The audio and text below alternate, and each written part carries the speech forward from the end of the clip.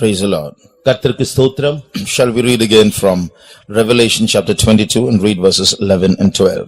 வெளிப்படுத்தின விசேஷம் 22ஆம் அதிகாரம் 11ஆம் 12வது வசனத்தை நாம் வாசிப்போமாக. அநியாயம் செய்கிறவன் இன்னும் அநியாயம் செய்யட்டும், அசுத்தமாயிருக்கிறவன் இன்னும் அசுத்தமாயிருக்கட்டும், நீதியுள்ளவன் இன்னும் நீதி செய்யட்டும், பரிசுத்தமுள்ளவன் இன்னும் பரிசுத்தமாகட்டும். இதோ சீக்கிரமாய் வருகிறேன், அவனவனுடைய கிரியைகளின்படி அவனவனுக்கு நான் அளிக்கும் பலன் என்னோடே கூட வருகிறது. He that is unjust, let him be unjust still, and he which is filthy, let him be filthy still, and he that is righteous, let him be righteous still, and he that is holy, let him be holy still. And behold, I come quickly, and my reward is with me, to give every man according as his work shall be.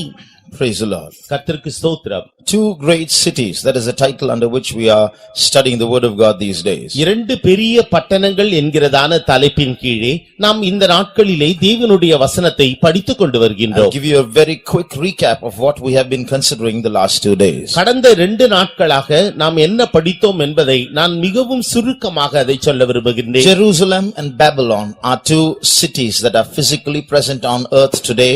They are very small, but in God's sight and in the spiritual realm, they are great cities. Jerusalem பட்டணமும் Babylon பட்டணமும் இப்பொழுது தற்கால உலகத்திலே நாம் காணப்படுகிறதான ஒன்று. அவைகள் மிகுந்த சிறிய பட்டணங்களாக இருந்தாலும் கூட தேவனுடைய பார்வையிலும் அதே நேரத்திலே சாத்தானுடைய பார்வையிலும் அது மிகுந்த கவனம் கொள்ளக்கூடியதாக காணப்படுகிறது. அதே நேரத்திலே ஆவிக்குரிய ரீதியிலேயும் இவைகள் இரண்டுக்குமே பெரிய அர்த்தங்கள் உண்டு. And how it applies to us, Jerusalem and Babylon are two cities very far away, very far away from thousands of miles away from our town here. So how does it apply to us? இங்கு இருக்கிறதான இந்த பட்டணத்தை விட்டு ஆயிரக்கணக்கான mile தொலைவான தூரத்திலே அந்த இரண்டு பட்டணங்கள் ஆகிய எருசலேமும் பாபிலோனும் காணப்பட்டாலும் கூட அந்த இரண்டு பட்டணங்கள் நம்முடைய வாழ்க்கையிலே எத்தகைய பிரதிபலிப்பை அது உண்டாக்குகிறது. As we saw yesterday and day before yesterday, these are not just two cities, there is an extension where Jerusalem becomes a spiritual group of people and Babylon becomes a spiritual group of people. நாம் இந்த இரண்டு பட்டணங்களும் அது சாதாரண பட்டணங்கள் அல்லவென்றும் இது ஆவிக்குரிய எருசலேம் ஆவிக்குரிய பாபிலோன் என்றும் அந்த ஆவிக்குரிய எருசலேம் என்று சொல்லும் பொழுது அது ஒரு கூட்டத்தினராகிய ஜனங்களை காண்பிக்கிறது என்றும் ஆவிக்குரிய பாபிலோன் என்று சொல்லும் பொழுது அது ஒரு கூட்டத்தினராகிய ஜனங்களை காண்பிக்கிறது என்றும் படித்தோம். Every human being in this world will fall into one of these two spiritual cities. இந்த உலகத்திலே காணப்படுகிறதான மனித வர்க்கங்கள் எல்லோருமே இந்த ரெண்டு பட்டணங்களில் ஒன்றிலே அவர்கள் காணப்படுவார்கள். So in these last days, one group of people, as we read in the key verse, will go from filthiness to filthiness. Another group of people will go from holiness to holiness. நாம் இங்கு மூல வசனத்திலே வாசித்தது போல ஒரு கூட்டம் ஜனமானது அசுத்தத்தின் மேல் அசுத்தத்திற்கு கடந்து போவார்கள். இன்னொரு கூட்டத்தினராகிய ஜனங்களோ அவர்கள் பரிசுத்தத்தின் மேல் பரிசுத்தத்திற்கு கடந்து போவார்கள். So we see this Jerusalem-Babylon conflict going on in our very hearts every day. ஒவ்வொரு நாளும் நம்முடைய இருதயத்திற்குள்ளாக இந்த இரண்டு பட்டணங்களும் அதாவது எருசலேமும் பாபிலோனும் நமக்குள்ளே அது போராடிக் கொண்டிருக்கிறது. Ultimately one will win and we will fall into one of the two categories. முடிவிலே ஒன்றானது ஜெயிக்கும், அதிலே ரெண்டிலே நாம் ஒன்றில் போய் விடுவோம். So where we fall, into which city we fall, into which category we fall, depends on how we make our decisions today. இன்றைக்கு நாம் எத்தகைய தீர்மானத்தை செய்ய போகிறோமோ அத்தகைய தீர்மானத்திற்கு ஏற்ற வண்ணமாக நாம் ஏதாகிலும் ஒரு பட்டணத்திற்குள்ளாக போய் விடுவோம். So that's why these Bible studies are held, not just to gain some head knowledge, but so that we might be able to make our decisions correctly. இந்த வேத பாடத்தை நாம் படிப்பது ஏதோ வேத அறிவை நம்முடைய மூளைக்குள்ளாக பெருக்கிக் கொள்வதற்காக அல்ல, நாம் தீர்மானங்களை செய்யும்படியாகவே. make our decisions correctly. நாம் நம்முடைய தீர்மானங்களை சரியாக செய்யும்படியாகவே. So God does not want us to fall into the Babylon category which is going to be judged very soon. வெகு சீக்கிரத்திலே நியாயம் தீர்க்கப்பட போகிறதான அந்த பாபிலோனின் கூட்டத்திலே நாம் விழுந்து விடாதபடிக்கு அவர் நம்மை எச்சரிக்கிறார். Today Babylon is very glorious. இன்றைக்கு பாபிலோன் ஆனது மிகுந்த மகிமை பொருந்தினதாக காணப்படுகிறது. Babylon is very popular. இந்த பாபிலோன் ஆனது பிரசித்தி பெற்றதாக அது காணப்படுகிறது. But very soon Babylon is going to fall, the Bible prophesies. வேதாகமம் ஆனது தீர்க்க தரிசனம் உரைக்கிற ஒன்று என்னவென்றால் பாபிலோன் சீக்கிரமாக விழுந்து போக போகிறது. But Jerusalem is the underdog, or it's a city that is trodden upon and has many enemies and seems to be on the losing side today, but ultimately that city will stand forever. இன்றைக்கு எருசலேம் பட்டணமானது மற்றவர்களால் மிதிக்கப்பட்டு உதாசீனப்படுத்தப்பட்டு அது அப்படியே காணப்படுகிறது. என்றாலும் சத்துருக்களால் விரோதிக்கப்பட்டு காணப்படுகிறது. என்றாலும் கூட வெகு சீக்கிரத்திலே அது பிரசித்தி பெற்றதாக மாறப்போகிறது. Within a few years a big war is going to take place. வெகு கொஞ்சம் சொற்ப காலத்திற்குள்ளாக ஒரு பெரிய யுத்தம் வெடிக்க போகிறது. It's the fourth world war. அது நான்காவது உலக மகா யுத்தம். It's going to take place at the end of 7 years of the Antichrist rule. அந்தி கிறிஸ்துவின் 7 வருட அரசாட்சியின் காலத்தின் முடிவிலே அது நடைபெறும். It's going to take place in a valley in Israel called Megiddo. மெகிதோ என்று சொல்லப்படுகிறதான இஸ்ரவேலின் பள்ளத்தாக்கில் ஒன்றிலே அந்த யுத்தமானது நடைபெறும். The name of that battle is called the Battle of Armageddon. அந்த யுத்தத்தின் பெயரானது அர்மகதோன் யுத்தம் என்று அழைக்கப்படுகிறது. And the picture that you see here on the chart is that picture of that valley. இந்த நாம் இங்க காணுகிறதான அந்த வரைபடத்திலே நாம் காணுகிறதான அந்த குறிக்கப்பட்ட பகுதியானது தான் அந்த பள்ளத்தாக்கு. So it is into this valley that you are going to see crores and crores of people coming to fight against Christ, and Christ will come down to fight against those armies. இந்த குறிக்கப்பட்ட பள்ளத்தாக்கிலே கோடிக்கணக்கான ஜனங்கள் ஒன்று சேர்ந்து கிறிஸ்துவுக்கு விரோதமாக யுத்தம் செய்யும்படியாக எத்தனிப்பார்கள். அந்த யுத்தத்தை நடத்தும்படியாக செய்யும்படியாக கிறிஸ்து தாமே கீழே இறங்கி வருவார். In the last picture on the bottom you see that. இந்த வரைபடத்தினுடைய கடைசி பகுதியிலே இருக்கிறதான அந்த கீழ்ப்படத்திலே நீங்கள் அதை காணலாம். You see the armies of the Antichrist here. அந்தி கிறிஸ்துவின் சேனைகளை நாம் அங்கு காணலாம். There you see Christ and his armies descending to fight against the Antichrist and his armies. அந்தி கிறிஸ்துவையும் அவனுடைய சேனைகளோடும் எதிர்த்து போரிடும்படியாக கிறிஸ்து தாமே கீழே இறங்கி வருவார். And that is the valley in which this battle is going to take place. இந்த பள்ளத்தாக்கிலே தான் இந்த யுத்தமானது நடைபெறும். Now here is some shocking news. இங்கு ஒரு அதிர்ச்சியூட்டும் செய்தி. What you are seeing now is just a photograph of that valley. இப்பொழுது நீங்கள் காண்கிறதான அந்த படமானது அந்த பள்ளத்தாக்கினுடைய ஒரு புகைப்படம். But many of you sitting here are going to see that valley literally even that war starts. உங்களில் வீற்றிருக்கிறதான அநேகர் எழுத்தின்படியாகவே அந்த பள்ளத்தாக்கிலே யுத்தம் ஆரம்பிக்க போவதை நீங்கள் காண்பீர்கள். When that war takes place, you are going to sit on those white horses and come down with Jesus Christ. இந்த யுத்தமானது ஆரம்பிக்கின்ற பொழுது வெண்குதிரையிலே நீங்கள் உட்கார்ந்து கொண்டு இயேசு கிறிஸ்து கீழே இறங்கி வரும் பொழுது அவரோடு நீங்களும் இறங்கி வருவீர்கள். For some people it's like a joke. சிலருக்கு இது ஏதோ தமாஷ் செய்வது போல காணப்படுகிறது. People are sitting on horses coming from the sky. Christ is going to fight with Antichrist. What's all this joke? ஜனங்கள் குதிரையின் மீது அமர்ந்து கொண்டு மேலே இருந்து வானத்திலிருந்து கீழே இறங்கி வருவார்கள். கிறிஸ்துவோடு கூட சேர்ந்து அவர்கள் யுத்தம் செய்வார்கள். இது எல்லாம் ஒரு பரிகாசமான கேலிக்கூத்தான காரியம் இல்லையா என்று கேட்பார்கள். Now all that has been predicted in the Bible, much has already been fulfilled very accurately. வேதாகமத்திலே முன்னறிவித்ததான காரியங்களில் அநேகம் ஏற்கனவே அவைகள் நிறைவேறப்பட்டு விட்டது. And these things have been written in the Bible and they are going to be fulfilled. இந்த காரியங்களும் வேதத்திலே எழுதப்பட்டு இருக்கிறது. இவைகளும் வெகு சீக்கிரத்திலே நிறைவேறப் போகிறது. How many of you believe that every word written in the Bible is true? வேதாகமத்திலே எழுதப்பட்டதான ஒவ்வொரு வார்த்தையும் உண்மை என்று உங்களில் எத்தனை பேர் விசுவாசிக்கிறீர்கள்? Put up your hands. உங்களுடைய கரங்களை உயர்த்துங்கள். Shout a hallelujah. அல்லேலூயா என்று சொல்லுங்கள். Hallelujah. Hallelujah. So many Christians have stopped believing in the Bible. அநேக கிறிஸ்தவர்கள் வேதாகமத்தை விசுவாசிப்பதை விட்டுவிட்டார்கள். Many say this Bible, who knows who wrote it, it's not trustworthy. இது யார், இந்த வேதாகமத்தை யார் எழுதினது, இது நம்பிக்கைக்கு உரியதே இல்லையே என்றெல்லாம் அவர்கள் நினைக்கிறார்கள். But thank God we still have some fools here who believe in the Bible. என்றாலும் வேதத்தை விசுவாசிக்கிறதான சில முட்டாள்கள் இங்கு உண்டு. அதற்காக நாங்கள் தேவனை ஸ்தோத்திரிக்கிறோம். And these fools are the one who are going to rule with Jesus Christ on earth. இந்த முட்டாள்கள் மதியினர்கள் தான் வெகு சீக்கிரத்திலே இயேசு கிறிஸ்துவோடு கூட அரசாட்சி செய்ய போகிறார்கள். God has called these fools that he might confound the wise of this world. இந்த உலகத்தினுடைய ஞானிகளை வெட்கப்படுத்தும்படியாக தேவன் பைத்தியக்காரர்களை தெரிந்து கொண்டார். So you have believed in the word of God, continue to believe the word of God no matter who says anything. மற்றவர்கள் என்ன சொன்னாலும் சரி, நீங்கள் இதுவரை எவ்வாறு தேவனுடைய வசனத்தை விசுவாசித்தீர்களோ அதுபோலவே இன்னும் தொடர்ச்சியாக அதிலே நம்பிக்கை வைப்பீர்களாக. Because today Jerusalem is being laughed at by everyone. ஏனென்றால் இன்றைக்கு எருசலேமானது மற்றவர்களுக்கு முன்பாக ஒரு நகைப்புக்குரிய ஸ்தலமாக காணப்படுகிறது. Everybody is going after Babylon. They think she's a real woman.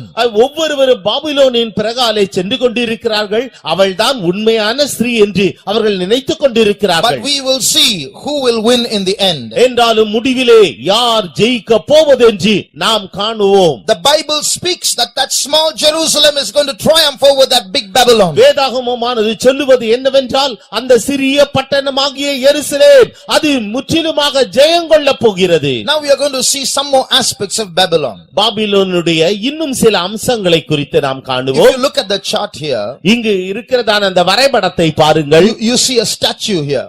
இங்கு ஒரு சிலையை காணுகிறீர்கள். This is a statue that a big king of Babylon saw in a dream. பாபிலோனுடைய Maharaja தன்னுடைய சொப்பனத்திலே இந்த சிலையை அவன் கண்டார். That king's name was Nebuchadnezzar. அந்த ராஜாவின் பெயர் நேபுகாத்நேச்சார் என்பது. So he saw this dream in the night. அவன் இரவிலே இந்த சொப்பனத்தை கண்டார். The dream is like this. அந்த சொப்பனம் இதுதான். He saw a statue made of different metals.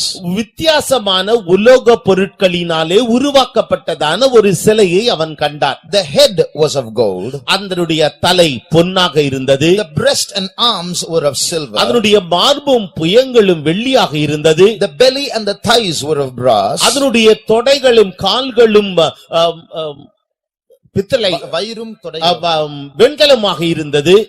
அதனுடைய வயிறும் தொடையும் வெண்கலமாக இருந்தது. The legs were of iron. அதனுடைய கால்கள் இரும்பாக இருந்தது. And the foot was an iron clay mixture. அதனுடைய பாதங்கள் இரும்பும் களிமண்ணும் சேர்ந்த ஒரு கலவையாக இருந்தது. And in the night as he was watching the dream, அவன் இரவில் தானே அந்த சொப்பனத்தை அவன் கண்டு கொண்டிருந்தபோது a stone came rolling down from the skies. வானத்திலிருந்து ஒரு பெரிய கல்லானது அப்படியே உருண்டு கொண்டு வந்தது. Smote the image at the foot. அது அந்த சிலையினுடைய பாதத்திலே மோதினது. And the whole image collapsed and became powder. அந்த முழு சிலையும் அப்படியே உடைந்து சிதறி துகள்களாக மாறினது. And then a wind came and swept it all away and there was no place for that statue anymore. ஒரு காற்று வீசின பொழுது அந்த காற்றானது இந்த சிலையினுடைய துகள்களை எல்லாம் அப்படியே பறந்து போக செய்தது. அந்த இடத்திலே சிலை இருந்ததற்கான அறிகுறியே இல்லை. After that stone grew and became a huge mountain and filled the earth. அதற்கு பிறகு இந்த கல்லானது பெரிதாக வளர்ந்து இந்த பூமியை அப்படியே நிரப்பிற்று. So when the king woke up from his dream, he was very troubled because he forgot the dream. இந்த ராஜா அவன் தூக்கத்திலிருந்து எழுந்த பொழுது அவன் மிகுந்த கலக்கமுற்றான். ஏனென்றால் அவன் தான் கண்ட சொப்பனத்தை மறந்து போனார். So he called his wise men and said, the man who tells me what dream I saw and tells the interpretation, I will believe him. அப்பொழுது அவன் ஞானிகளை எல்லாம் அழைத்து அனுப்பி என்னுடைய சொப்பனத்தையும் அந்த சொப்பனத்தின் அர்த்தத்தையும் யார் சொல்லுகிறானோ அவனுக்கு நான் வெகுமதிகளை தருவேன். No, I will believe him. நான் அவனை நம்புவேன். So the wise men said, nobody say, you tell the dream, we'll tell you the interpretation. They said, no, if you are a supernatural person wiser than I, tell me the dream also. அந்த ஞானிகள் சொன்னார்கள், நீங்கள் முதலாவது சொப்பனத்தை சொல்லுங்கள், அப்பொழுது உங்களுக்கு அதனுடைய அர்த்தத்தை விடுவிப்போம் என்றார்கள். அப்பொழுது அவன் சொன்னான், உங்களுக்குள்ளே இயற்கைக்கு மேலாக அப்பாற்பட்டதான ஒரு சக்தி ஞானம் இருக்கும் என்றால் நீங்கள் என்னுடைய நான் கண்டதான அந்த சொப்பனத்தையும் அதனுடைய அர்த்தத்தையும் நீங்கள் விடுவிக்க வேண்டும் என்று சொன்னான். That was when a man called called Daniel, a Jew who belonged to Jerusalem, came and told this Babylonian king the meaning. அப்பொழுதுதான் யூத தேசத்திலிருந்து அடிமையாக கொண்டு வரப்பட்டதான எருசலேமை சார்ந்ததான அந்த மனுஷனாகிய தானியேல் அந்த ராஜாவினுடைய சொப்பனத்தை சொன்னார். The Babylonian king. அந்த பாபிலோனின் ராஜாவுக்கு அவன் உத்தரவு சொன்னார். Here even we see Jerusalem, though it was in captivity, it was from Jerusalem that the explanation for the dream came.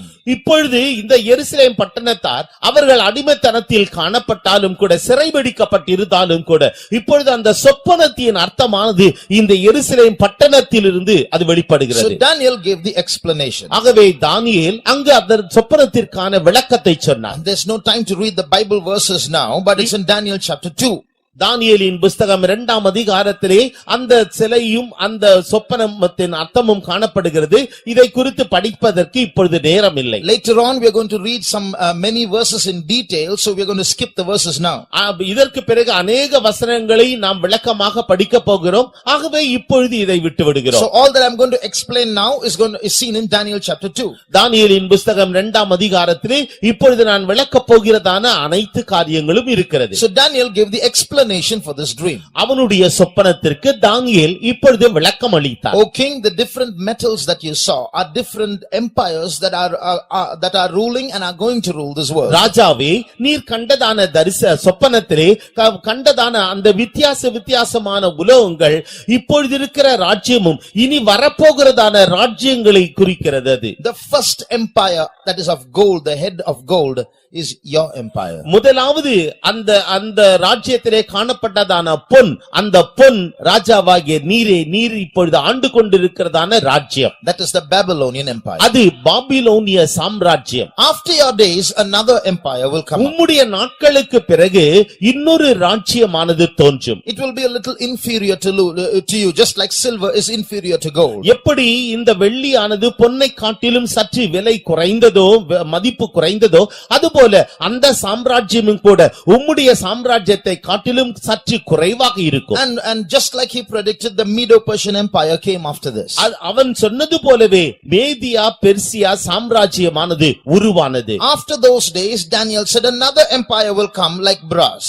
அதற்கு பிறகு தானியேல் சொன்னான், வெண்கலம் போன்றதான இன்னொரு சாம்ராஜ்யம் உருவாகும். And we all know that after those days the Greek empire came into power. History, we all read it in history. Alexander the Great was the first king of the Greek empire. வரலாற்றை நாம் உற்று நோக்கி பார்ப்போம் என்றால் கிரேக்க சாம்ராஜ்யமானது அதற்கு பிறகு உதித்தது. அதிலே மகா அலெக்சாண்டர் அவன் முதலாவது மன்னனாக அவன் காணப்பட்டார். After that came the Roman empire. That's the portion of the legs made of iron. அதனுடைய கால்கள் இரும்பினால் உருவாக்கப்பட்டிருந்தது. அதாவது நான்காவதாக கிரேக்க சாம்ராஜ்யம் தோன்றினது. And it was in those days that the Caesars ruled the world. அந்த காலத்திலே தான் சீசர்கள் அவர்கள் அரசாண்டார்கள். And it was in those days that Jesus came into this world and died. அந்த நாட்களிலே தான் கர்த்தராகிய இயேசு கிறிஸ்து இந்த உலகத்திலே அவர் அவதரித்தார். Then Daniel goes on to say that in the last days you will see a change in rulership, and that is represented by the iron clay mixture at the foot of the statue. அப்பொழுது அதற்கு பிறகு தானியேல் சொல்லுகிறான், அதனுடைய பாதங்கள் பாதி இரும்பும் பாதி களிமண்ணுமாக இருக்க கண்டீரே, இதுபோல ஒரு கலவை அரசாங்கமானது அது உருவாக்கப்படும், அதுதான் இந்த உலகத்தை அரசாளும் என்று சொன்னார். Just like iron and clay will not mix, there will be no power in these kingdoms. இரும்பும் களிமண்ணும் ஒன்றோடொன்று கலவாது இருக்கிறது போல இந்த ராஜ்யங்களிலே வல்லமை அதிகாரம் இருக்காது. This includes the kingdom of the Antichrist. அந்தி கிறிஸ்துவின் ராஜ்யத்தையும் கூட இது கூட சேர்த்துக் கொள்கிறது. Although the Antichrist is going to take full power over the whole world, அந்தி கிறிஸ்துவானவன் முழு உலகத்தின் மீதும் தம்முடைய ஆளுகையும் வல்லமையும் செலுத்தினாலும் கூட it's a unity not by love but by force. அது அன்பினால் அல்ல, அது வல்லமையினாலே பயத்தினாலே ஒரு அதிகாரத்தை அவன் செலுத்த முற்படுகின்றான். So that unity will not last long. It's like iron and clay mixing together. அந்த ஐக்கியமானது நீண்ட காலம் நிலைத்திருக்காது. இரும்பும் களிமண்ணும் ஒன்றோடொன்று கலவாதது போல அது காணப்படும். That's why although the Antichrist takes control of the whole world, அந்தி கிறிஸ்து முழு உலகத்தையும் தன்னுடைய கைக்குள் அவன் கொண்டு வந்தாலும் கூட there is no proper unity. For some time there is peace. After that war wars break out again. கொஞ்ச நாட்களுக்கு சமாதானம் இருப்பது போல தென்படும், அதற்கு பிறகு யுத்தங்கள் வெடித்தெழும்பும். And in those days, அந்த நாட்களில் a stone will come rolling down from the sky. அப்பொழுது வானத்திலிருந்து ஒரு கல்லானது உருண்டு கொண்டே வரும். That stone Daniel interpreted is that Jesus and his armies at the back. அந்த கல்லை தான் இப்பொழுது தானியேல் விளக்கமாக சொல்லுகிறார். இங்கே இயேசுவும் அவருடைய சேனைகளும். They are going to come rolling down from the skies. When they come down, there will be a battle between the Antichrist, that's the foot of the image, and the stone, that is Jesus Christ and his army. And Jesus will win. All the kingdoms of this world will be gone forever, and Jesus will rule this world for 1,000 years. அந்த பாதங்களிலே காணப்படுகிற இரும்பும் களிமண்ணும் போலதான் இந்த அந்திகிறிஸ்துவின் அரசாட்சிக்கு விரோதமாக கர்த்தராகிய இயேசு கிறிஸ்துவும் அவருடைய சேனைகளும் அவர் கீழே இறங்கி இவர்களோடு யுத்தம் செய்து இந்த அந்திகிறிஸ்துவையும் அவருடைய அரசாட்சியை முற்றிலுமாக அழித்து போடுவார். அப்பொழுது இந்த உலகத்தில் காணப்படுகிறதான எல்லா ராஜ்யங்களும் எல்லா அரசாங்கங்களும் முற்றிலுமாக அழித்து ஒழிக்கப்பட்டு அதற்கு பிறகு கிறிஸ்துவின் ராஜ்யமானது ஸ்தாபிக்கப்படும். So in that dream also you see Jerusalem and Babylon together. அந்த சொப்பனத்திலே கூட நாம் காணுகிறோம் எருசலேமும் பாபிலோனும் ஒன்றாக காணப்படுகிறது. The head of gold is Babylon. அந்த தலை அந்த பொன்னான அந்த தலை அது Babylon. The stone is Jerusalem. அந்த கல் அது எருசலேம். So when this Jerusalem stone comes down, இந்த எருசலேமாகிய இந்த கல் அது கீழே இறங்கி வருகின்ற போது Babylon and all the empires after it and all the antichrist powers will all be demolished forever. பாபிலோனும் அதற்கு அடுத்து வந்ததான சாம்ராஜ்யங்களும் அந்திகிறிஸ்துவின் அரசாட்சியும் அவருடைய சாம்ராஜ்யம் முற்றிலுமாக நித்தியமாக அழிக்கப்பட்டு போகும். Although Babylon was a power that ruled many centuries ago, Babylon சாம்ராஜ்யமானது அநேக நூற்றாண்டுகளுக்கு முன்பாக இந்த உலகத்தை அரசாட்சி செய்தாலும் you can still see its fingerprints here and there in these last days. இந்த கடைசி நாட்களிலே அதனுடைய கையிருப்புகள் இங்கும் அங்குமாக காணப்படுவதை நாம் காணலாம். We are going to see that how that spirit of Babylon is rising up in these last days. இந்த கடைசி நாட்களிலே பாபிலோனின் ஆவியானது எவ்வாறு முளைத்தெழும்புகிறது என்பதை குறித்து நாம் காணலாம். Turn to Revelation chapter 17. வெளிப்படுத்தின விசேஷம் 17ஆம் அதிகாரம். You see there a woman sitting on a beast with 7 heads and 10 horns. 7 கொம்புகளும் 7 தலைகளும் உடையதான ஒரு மிருகத்தின் மீது ஒரு ஸ்திரீ அமர்ந்து கொண்டிருக்கிறார். From Revelation 13:1 we know that beast represents the Antichrist. வெளிப்படுத்தின விசேஷம் 13ஆம் அதிகாரம் முதல் வசனத்திலிருந்து அந்த மிருகமானது அந்திகிறிஸ்துவை வெளிப்படுத்துகிறது என்பதை நாம் அறிவோம். So this Antichrist is represented here as a beast with 7 heads. இந்த அந்திகிறிஸ்துவானவன் 7 தலையுள்ளதான ஒரு மிருகத்திற்கு ஒப்பனையாக அவன் சொல்லப்பட்டிருக்கிறான். So what those 7 heads are is explained in Revelation 17:9 and 10. வெளிப்படுத்தின விசேஷம் 17ஆம் அதிகாரம் 9ஆம் 10வது வசனங்களிலே அந்த 7 தலைகள் என்னென்ன என்பதை அது குறிக்கிறது. ஞானமுள்ள மனம் இதிலே விளங்கும். அந்த 7 தலைகளும் அந்த ஸ்திரீ உட்கார்ந்திருக்கிற 7 மலைகளாம். அவைகள் 7 ராஜாக்களாம். இவர்களில் 5 பேர் விழுந்தார்கள். ஒருவன் இருக்கிறான், மற்றவன் இன்னும் வரவில்லை. வரும்போது அவன் கொஞ்ச காலம் தரித்திருக்க வேண்டும். And here is the mind which hath wisdom. The 7 heads are 7 mountains on which the woman sitteth, and there are 7 kings. 5 are fallen, and 1 is, and the other is not yet come. And when he cometh, he must continue a short space.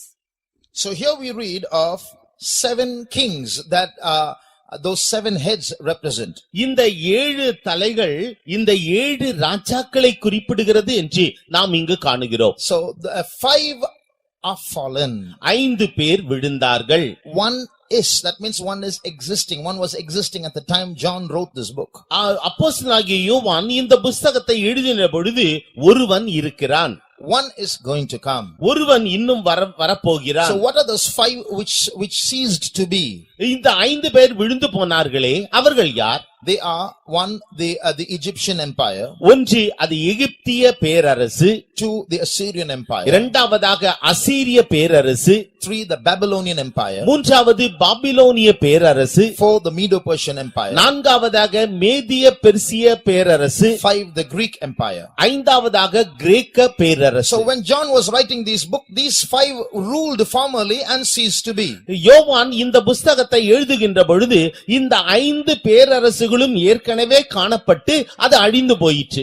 One is, that is the Roman empire, which was the Roman empire which banished John to the Isle of Patmos. இப்பொழுது அந்த ரோம பேரரசு தான் இப்பொழுது யோவானை பத்மு தீவிற்கு நாடு கடத்தினது. அதுதான் அப்பொழுது இருக்கிறது. So that is the meaning of one is.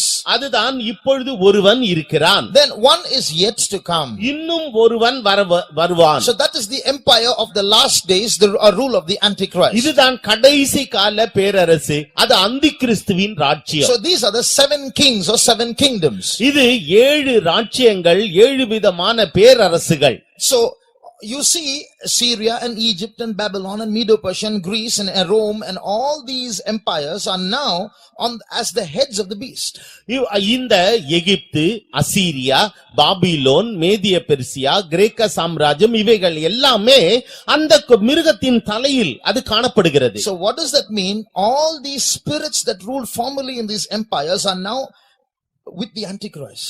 முந்தின காலத்தில் அரசாண்ட இந்த சாம்ராஜ்யங்கள் எல்லாமே இப்பொழுது அந்தி கிறிஸ்துவுக்குள் இருக்கிறது. So the Babylonian empire with its spirit will rise up in the last days, is what this beast, the look of the beast prophesies. இந்த மிருகத்தினுடைய அந்த பார்வை அது வெளிப்படுத்துகிற காரியம் என்னவென்றால் இந்த பாபிலோனிய சாம்ராஜ்யத்தின் குணாதிசயங்கள் இந்த மிருகத்திற்குள் அது காணப்படும். Now we are going to see how this spirit of Babylon is working in today's world as one of the heads of the beast. எவ்விதமாக இந்த மிருகத்தின் ஒரு தலையானது காணப்படுகிறதோ அந்த தலைக்குள் இந்த பாபிலோனிய சாம்ராஜ்யத்தினுடைய குணாதிசயங்கள் எல்லாம் அதிலே காணப்படும் என்பதை நாம் இப்பொழுது காணப்போகிறோம். As one of the heads of the beast. அது அந்த மிருகத்தின் தலைகளுள் ஒன்றாக. 7 heads are there. One of the heads is Babylon. அவைகளுக்கு 7 தலைகள் இருக்கிறது. அந்த 7 தலைகளில் ஒன்று Babylon. So the spirit of Babylon is going to work through the Antichrist in the last days. கடைசி நாட்களிலே இந்த பாபிலோனின் சாம்ராஜ்யமானது அந்த மிருகத்தின் ஒரு தலையின் மூலமாக அது கிரியை செய்ய போகிறது. How it is working today and how it will continue to work, we will see. எவ்விதமாக அது இன்றைய தின உலகிலே கிரியை செய்து கொண்டிருக்கிறது, இன்னும் அது வரப்போகிற நாட்களிலே எவ்வாறு கிரியை செய்ய போகிறது என்பதை நாம் சற்று காணப்போகிறோம். Read Revelation 18:23. வெளிப்படுத்தின விசேஷம் 18ஆம் அதிகாரம் 23வது வசனம். விளக்கு வெளிச்சம் இனி உன்னிடத்தில் பிரகாசிப்பதும் இல்லை, மணவாளனும் மணவாட்டியுமானவர்களுடைய சத்தம் இனி உன்னிடத்தில் கேட்கப்படுவதும் இல்லை. உன் வர்த்தகர் பூமியில் பெரியோர்களாய் இருந்தார்களே, உன் சூனியத்தால் எல்லா ஜாதிகளும் மோசம் போனார்களே. And the light of a candle shall shine no more at all in thee, and the voice of the bridegroom and of the bride shall be heard no more at all in thee, for thy merchants were the great men of the earth, for by thy sorceries were all nations deceived. I'm taking the last sentence. By thy sorceries were all nations deceived. இந்த கடைசி பகுதியை நான் வாசிக்கின்றேன். உன் சூனியத்தால் எல்லா ஜாதிகளும் மோசம் போனார்களே. So you see sorcery in Babylon. This whole chapter is about Babylon. இந்த முழு அதிகாரமும் பாபிலோனுக்குரியது. பாபிலோனை பற்றி சொல்லப்பட்டிருக்கிறது. இந்த பாபிலோனிலே இந்த சூனியங்கள் அதிகமாக இருக்கும். So there is a lot of witchcraft and Satanism and sorcery involved with Babylon. பாபிலோனிலே பில்லி சூனியம், மந்திர சக்தி, இது போன்றதான பிசாசின் கட்டுகள் எல்லாம் அதிகமாக காணப்படும். Read verse 2. இரண்டாவது வசனத்தை வாசியுங்கள். 18:2. 18ஆம் அதிகாரம் 2வது வசனம். அவன் பலத்த சத்தமிட்டு மகா பாபிலோன் விழுந்தது, அது பேய்களுடைய குடியிருப்பும் சகலவித அசுத்த ஆவிகளுடைய காவல் வீடும் அசுத்தமும் அருவருப்பும் உள்ள சகலவித பறவைகளுடைய கூடுமாயிற்று. And he cried mightily with a strong voice, saying, Babylon the great is fallen, and is become the habitation of devils, and the hold of every false spirit, and a cage of every unclean and hateful bird. Yesterday I told you how this red-dressed woman represents spiritual Babylon. நேற்றைய தினத்திலே இந்த சிவப்பு வஸ்திரம் தரித்ததான இந்த ஸ்திரீ ஆவிக்குரிய பாபிலோனுக்கு எப்படி ஒப்பனையாக சொல்லப்படுகிறாள் என்பதை குறித்து விவரமாக சொன்னேன். Now she is very good looking. அவள் இப்பொழுது பார்வைக்கு அழகுள்ளவளாக இருக்கிறாள். She attracts people. அவள் ஜனங்களை கவர்ந்து இழுத்துக் கொண்டிருக்கிறாள். But behind what you see is she is the cage of every unclean foul spirit. அவளுக்கு பின்னணியிலே காணப்படுகிறது என்னவென்றால் அசுத்தமும் அருவருப்பும் உள்ள சகலவித பறவைகளுடைய கூடுமாக அது ஆவியாக அது காணப்படுகிறது. And then she's involved in a lot of sorcery. அவள் அநேக பில்லி சூனியத்தினாலே அவள் கட்டப்பட்டிருக்கிறாள். So Babylon is involved in magic and witchcraft. ஆகவே இந்த பாபிலோன் ஆனது மந்திர சக்திகளினாலும் பில்லி சூனியத்தினாலும் அது நிரம்பி காணப்படுகிறது. Remember on the first day I told you the meaning of the word Babylon is gate of the gods. Babylon என்று சொல்லப்படுவதற்கு அது தேவர்களின் வாசல் என்பதை முதல் நாளிலே நான் உங்களுக்கு சொன்னேன். So that means there's an entry point from a higher dimension to the earthly dimension where you will see a lot of evil spirits falling down. அங்கே மேலே இருக்கிறதான அந்த பரிமாணத்தில் இருந்து கீழே இருக்கிறதான பரிமாணத்திற்குள்ளாக ஒரு குறிப்பிட்ட வாசலின் வழியாக அநேக அசுத்த ஆவிகள் அவைகள் உட்புகுதலும் வெளியே செல்லுதலுமாக காணப்படுகிறது என்று நான் ஏற்கனவே உங்களிடத்திலே சொன்னேன். So that is Babylon. அதுதான் Babylon. Now through this woman who is the extension of Babylon or the spiritual Babylon, இந்த ஸ்திரீயானவள் அவள் ஆவிக்குரிய பாபிலோன் என்று அழைக்கப்படுகிறாள். She is now spreading this Babylon throughout the whole world. இப்பொழுது இந்த பாபிலோனை அவள் இந்த முழு உலகத்திற்கும் பரவச் செய்கிறாள். Now she is spreading this evil throughout the whole world. இந்த பொல்லாப்பை முழு உலகத்திற்கும் அவள் பரவச் செய்கிறாள். That's why all nations are deceived through the sorceries of Babylon. ஆகவே தான் பாபிலோனுடைய அந்த சூனிய சக்திகளினாலே முழு உலகமும் ஏமாற்றப்படுகிறது. Now we will see how that is happening today. அது எவ்விதமாக இன்றைக்கு சம்பவித்துக் கொண்டிருக்கிறது என்பதை நாம் சற்று காணுவோம். There is a tree called the holly tree. ஹாலி மரம் என்கிறதான ஒரு மரம் உண்டு. That holly tree is sacred in witchcraft. அந்த ஹாலி மரமானது இந்த பில்லி சூனியம் செய்வதற்கு அது ஒரு புனித மரமாக அது கருதப்படுகிறது. Those who do sorcery in the west use that to make their magic wands. மேற்கத்திய நாடுகளிலே இவ்விதமாக பில்லி சூனியம் செய்பவர்கள் அவர்கள் அந்த மரத்தில் இருந்து மந்திர கோல்களை அவர்கள் உருவாக்குகிறார்கள். So keep that in mind. Magicians use that wood of the holly tree to make their magic wands. இந்த மந்திரவாதிகள் மந்திர கோல்களை உருவாக்கும்படியாக இந்த ஆலி மரத்தை தான் அந்த கிளைகளை தான் அவர்கள் பயன்படுத்துகிறார்கள். So that wood of the holly tree, what wood is that? அந்த ஆலி மரம் அது எது? It's Hollywood. அது ஹாலிவுட் என்று சொல்லப்படுகின்றது. Have you heard that name before? Hollywood. Hollywood என்கிறதான அந்த பெயரை நீங்கள் ஏற்கனவே கேள்விப்பட்டிருக்கிறீர்களா? That's where all the world famous movies come from. அந்த இடத்திலிருந்து தான் உலக பிரசித்தி பெற்ற திரைப்படங்கள் அங்கு உருவாக்கப்பட்டு வெளியிடப்படுகிறது. That's where all the world famous actors and actresses and studios and directors are. உலக பிரசித்தி பெற்ற நடிகர்கள், நடிகைகள், இயக்குனர்கள் இவர்கள் எல்லாம் அந்த ஹாலிவுட்டில் தான் இருக்கிறார்கள். So just like the magic wand of magicians to cast spells on people are made of this Hollywood. இந்த ஹாலி என்கிறதான மரத்திலிருந்து உருவாக்கப்பட்டதான மந்திர கோல்களை மந்திரவாதிகள் பயன்படுத்தி தங்களுடைய மந்திர சக்திகளை சொல்லும்படியாக அவர்கள் இந்த ஹாலி மரத்தை பயன்படுத்துவது போல by waving it in different ways they control people by casting spells through that wood. அவர்கள் இந்த மந்திர கோலை வட்டமிட்டு அவர்கள் வெவ்வேறு திசைகளிலே அதை சுழற்றி அவர்கள் அந்த மந்திரங்களை அவர்கள் சொல்லி மற்றவர்களை மயக்குவது போல just like that this Hollywood movies have become the magic wand of certain people. இதுபோலவே இந்த ஹாலிவுட்டில் தயாரிக்கின்றதான அந்த திரைப்படங்கள் மற்றவர்களை மயக்கக்கூடிய திரைப்படங்களாக அது காணப்படுகிறது.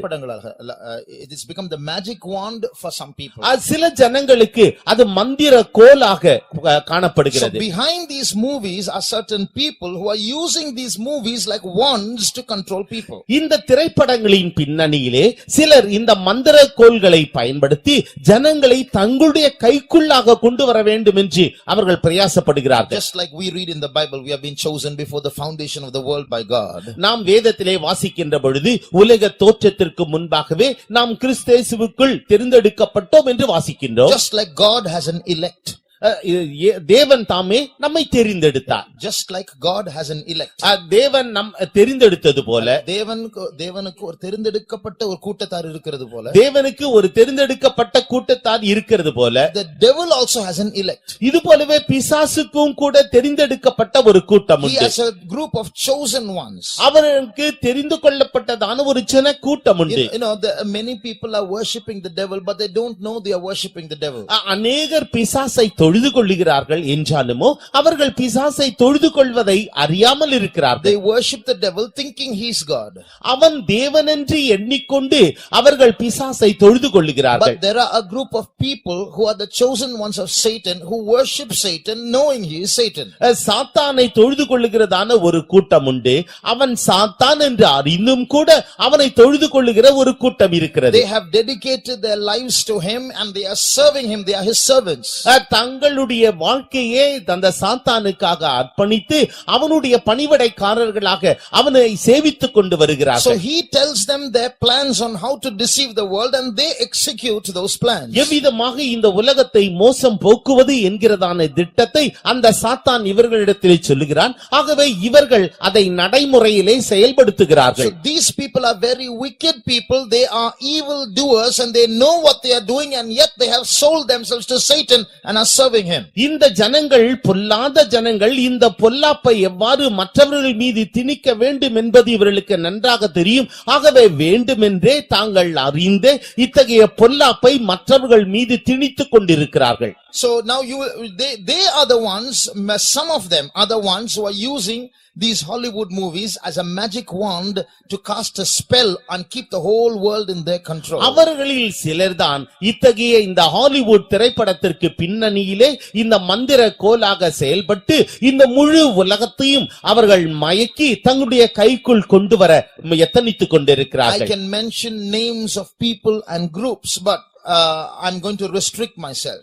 நான் இத்தகைய கூட்டத்தினருடைய பெயரை எல்லாம் சொல்ல முடியும் என்றாலும் நான் என்னை கட்டுப்படுத்திக் கொள்கிறேன். Now how do they use these films to control human beings? எவ்விதமாக மனித வர்க்கத்தை தங்களுடைய கைக்குள் கொண்டு வரும்படியாக அவர்கள் இதை பயன்படுத்துகிறார்கள்? They do it in 3 ways. அவர்கள் 3 வழிமுறைகளிலே அதை பயன்படுத்துகிறார்கள். 1, they use these movies to divert people from God. தேவனை விட்டு மனிதனை வேறுபடுத்தும்படியாக வழி விலகி செல்லும்படியாக முதலாவது அவர்கள் செயல்படுகிறார்கள். See, I don't know how it I don't think there's any place like this. Yeah, if you go to cities like Chennai and cities, important cities in India, there are amusement parks. இந்தியாவினுடைய முக்கியமான சில பட்டணங்களுக்கு நீங்கள் செல்வீர்கள் என்றால் அங்கு கேளிக்கை பூங்காக்கள் காணப்படுகிறது. In Madras you have plenty of them. You have Disneyland and you have Kishkinta and you have VGP, so many Queensland and so on. Chennai பட்டணத்திலே பார்த்தால் விஜிபி, குயின்ஸ்லாண்ட், டிஸ்னிலாண்ட், இது போன்றதான அநேக கிஷ்கிந்தா போன்றதான அநேக கேளிக்கை பூங்காக்கள் காணப்படுகிறது. In English the word amusement is used. அங்கு ஆங்கிலத்திலே அம்யூஸ்மென்ட் அதாவது கேளிக்கை என்று சொல்லப்பட்டிருக்கிறது. If you look at the dictionary word for the word amuse, the meaning is one of the meanings is to hold one's attention by diverting the person. அந்த amuse என்கிறதான ஆங்கில பதத்திற்கு அதில் தமிழாக்கம் என்னவென்று சொன்னால் ஒரு மனிதனை அவன் செல்லுகிறதான அந்த பாதையை விட்டு வழி விலகி செல்லும்படியாக ஒரு மனதை மாற்றக்கூடிய ஒரு இடம். That's the definition of the word amuse. அதுதான் அம்யூஸ் என்கிறதான அந்த ஆங்கில பதத்திற்கு அர்த்தம். So what does the amusement park do? ஆகவே இந்த கேளிக்கை பூங்காக்கள் அவைகள் என்ன செய்கிறது? It diverts your mind and turns you somewhere else. உங்களுடைய மனதை திசை திருப்பி எங்கேயோ அது எடுத்துச் செல்கிறது. It turns your mind from where? எங்கிருந்து எங்கே உங்களுடைய மனதை எடுத்து செல்கிறது? It's a place full of fun, full of recreation, full of entertainment, so people can laugh and be happy, so they can forget God. கேளிக்கைகள், மிகவும் சிரிப்பு வாய்ந்த இடங்கள், இயற்கையான காட்சிகள், இவைகள் எல்லாம் உங்களுடைய மனதை மயக்கி தேவனை மறக்கச் செய்து உங்களை வழி விலகச் செய்கிறது. So that's the purpose of amusement parks. அதுதான் இந்த கேளிக்கை பூங்காக்களினுடைய நோக்கமே. One of the pioneers of these amusement parks இந்த கேளிக்கை பூங்காக்களினுடைய ஒரு முன்னோடிகளில் ஒருவர். That one of the first amusement parks was in America. It's called Disneyland. America தேசத்திலே டிஸ்னி லேண்ட் என்று சொல்லப்படுகிறதான ஒரு கேளிக்கை பூங்கா அதுதான் முதலில் உருவானது. How many of you have heard of the name Walt Disney? Walt Disney என்கிறதான அந்த பெயரை உங்களில் எத்தனை பேர் கேள்விப்பட்டிருக்கிறீர்கள்? Put up your hands. உங்களுடைய கரங்களை உயர்த்துங்கள். Many of you have heard that name. உங்களில் அநேகர் அந்த பெயரை கேள்விப்பட்டிருக்கிறீர்கள். He is one of the directors of Hollywood movies. Hollywood திரைப்படத்தை இயக்கினவர்களில் ஒருவர் அவர். And he is the one who started this Disneyland. அவர்தான் இந்த டிஸ்னி லேண்ட் என்கிறதான அந்த இடத்தை ஆரம்பித்தார். There are many comics for children that Walt Disney has made. Walt Disney பிள்ளைகளுக்கான இந்த சிறு வண்ண படங்கள் அதாவது அவர்களுக்கு சிரிப்பூட்டுகின்ற படங்களை உண்டாக்கினார்.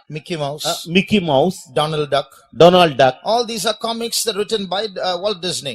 இந்த வால்ட் டிஸ்னியால் தான் இத்தகைய இந்த கதைகள் எல்லாம் அது எழுதப்பட்டது. Everybody thinks he's a nice man. He is dead now. அவர் இறந்து போய் விட்டார் என்றாலும் அவர் நல்ல மனிதர் என்று எல்லோரும் நினைத்துக் கொள்வார்கள். If you look at the signature of Walt Disney, அந்த வால்ட் டிஸ்னி என்கிறதான அந்த கையெழுத்து பிரதியை நீங்கள் நோக்கி பார்ப்பீர்கள் என்றால் in the word Walt there are 3 6s hidden. In the word Disney there are 3 6s hidden. அந்த வால்ட் என்கிறதான இடத்திலே 3 6கள் அது 6 என்கிற எண் மறைக்கப்பட்டு இருக்கிறது.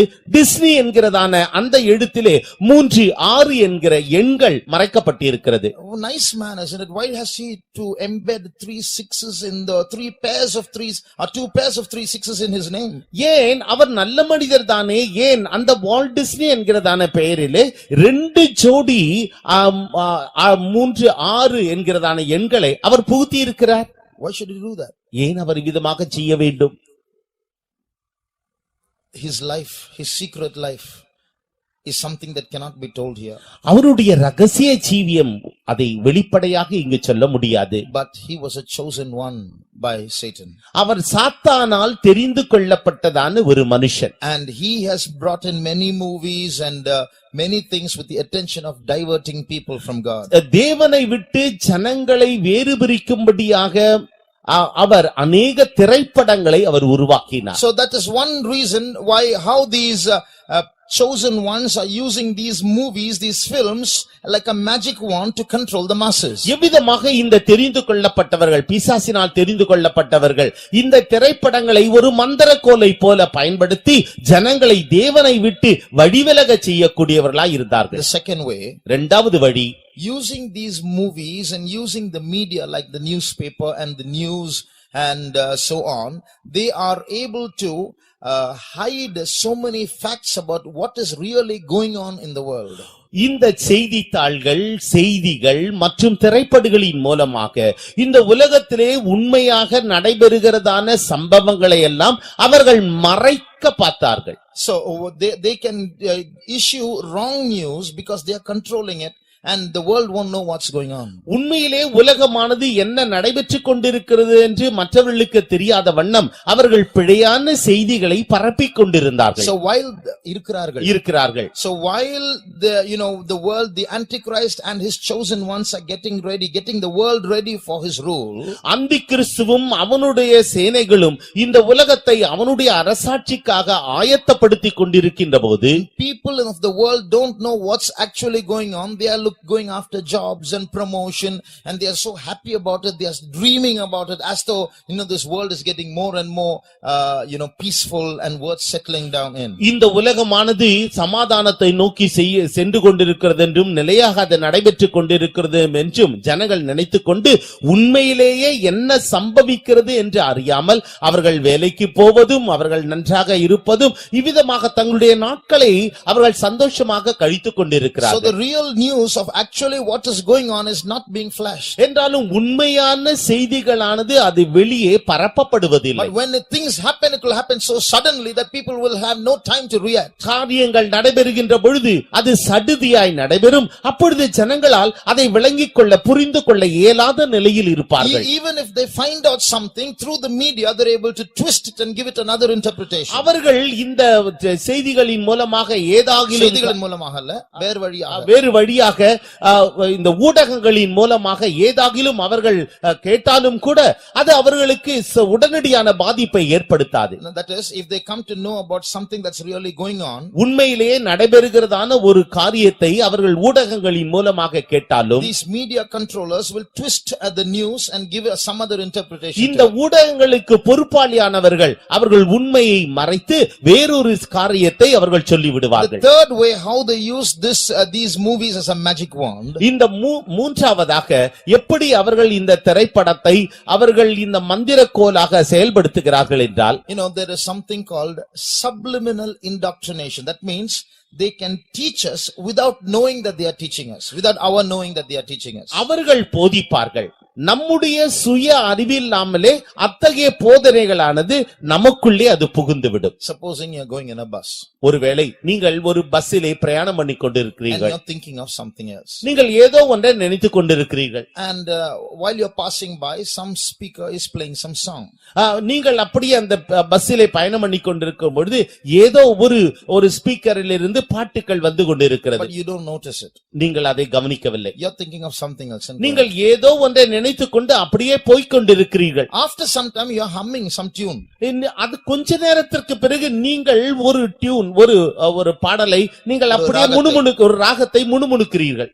Then you wonder, why am I humming this tune suddenly? நான் ஏன் இந்த பாடலை அப்படியே முணுமுணுக்க வேண்டும்? Then you go back and you will realize when you were passing by those speakers, that was the song that was being played. நீ அப்பொழுதுதான் அதை பின்னோக்கி பார்க்கின்ற பொழுதுதான் நீங்கள் அந்த பேருந்திலே பயணம் பண்ணி கொண்டிருந்த பொழுது ஏதோ ஒரு ஸ்பீக்கரில் இருந்து அந்த ஸ்பீக்கரில் இருந்து வந்ததான அந்த பாடல் தான் உங்களுக்குள்ளாக உங்களை அறியாமலே உட்புகுந்து இப்பொழுது அந்த பாடலை நீங்கள் ராகத்தை முணுமுணுக்கிறீர்கள். So it happens in everyday life. Without our knowledge, something enter into our mind. Only later on it comes out. நம்முடைய சுய அறிவில்லாமலேயே சில காரியங்கள் நமக்குள்ளே புகுந்து விடுகிறது. பிற்பாடுதான் நாம் அதை புரிந்து கொள்கிறோம். இது நம்முடைய அனுதின வாழ்க்கையிலே நடைபெறுகின்ற ஒன்று. So understanding this psychological concept, இத்தகைய இந்த மன காரியங்களை அறிந்து கொள்வதற்கு அறிந்து கொண்டு these chosen ones of Satan, without our knowledge, through these movies, they start putting in their philosophies into our minds. சாத்தானுடைய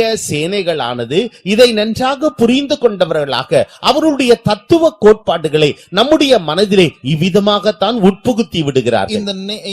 In the songs of many of these movies, some names of demons will come. இந்த பாடல்களிலே, இந்த cinema பாடல்களிலே, அநேக பாடல்களிலே இந்த பிசாசினுடைய பெயர்கள் வரும்.